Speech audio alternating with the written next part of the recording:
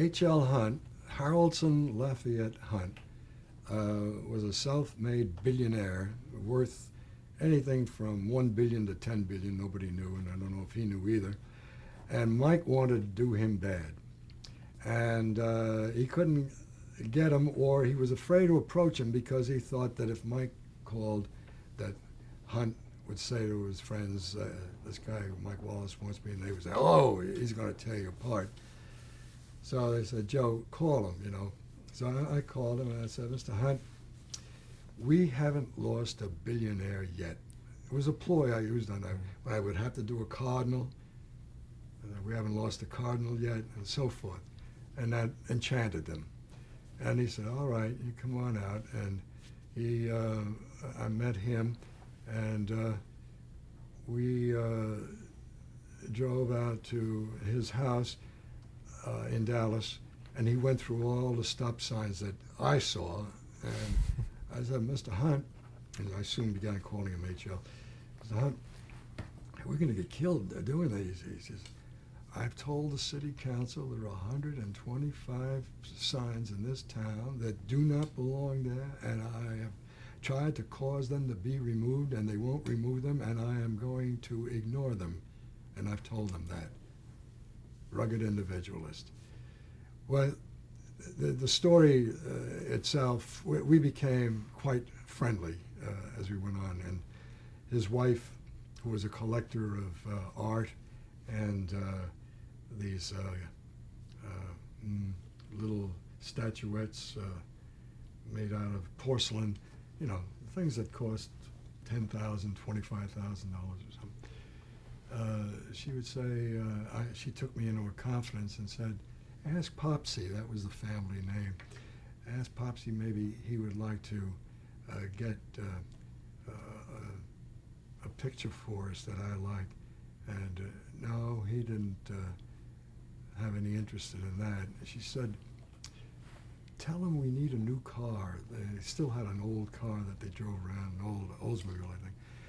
And he didn't answer that. He just told me immediately that the three greatest enemies of mankind, leaving out those people who wanted to reduce the tax exemption on oil wells, they were the greatest enemy, and communism, which is the equally great enemy. The three greatest enemies were white flour, white bread, and white sugar. And so he would have his little bag of last night's meatloaf she'd put that into his car with him in the morning, and had to be surrounded by bread that came from a certain county, a Deaf Smith County in Texas, and we would travel. Well, when we got away from that, out of town, and he was driving, he would be talking about the wells and the oil wells, and he'd turn around and while he's driving, you know, and he'd expand. He loved to talk with his hands as I do, and this way and that way. And he said, my cameraman was already down at the floor. If we're going to get killed, he doesn't want to see it happen. He said, I suppose you gentlemen are kind of worried about the way I drive. And we said with our voices at the end of our rope, no, Mr. Hart, no, H.L., we're not. He says, well, I sure am. And that was Texas humor. We'd get to a little general store. He'd come up to us, and he'd say, I suppose, would you gentlemen have a quarter available that I might be able to borrow? Didn't carry anybody with him. You know, they nickel and dime you to death, these billionaires. And we'd give him the quarter, and he'd go, and he'd get a bar of chocolate bar, you know. And my cameraman, Walter Dombrow, would say, we're just going to have to tell Momsy that Popsy is eating sugar when he goes away from the house. And she would sidle up to me when we went out to see his oil wells, the original one, and say, please remind him about the car. And we were driving in some kind of a big limousine that we'd hired. And I say, you like the car, H.L.? He says, yeah, it's now. Well, let me tell you about the attempt to limit the oil exemption. I says, you know, a new car would do it. Oh, no. Well, the day after the program appeared, and it was quite a successful program, and he called me and said, you've saved my life. I said, what do you mean? He said, by putting on those things that I said, you know. I don't know if he was senile by that time, but I don't think so. There was a question about that. But we didn't make him look bad. We made him look homespun and kind of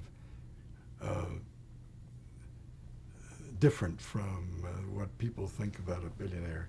And then his wife called me, Ruth, and she says, "Do you know what's out there in the backyard this morning?" I said, "What?" She said, "A little old Lincoln town car, whatever the X number was at that time. He had bought her a car." So she attributed that sale to my persistence. But it was a hell of a good story.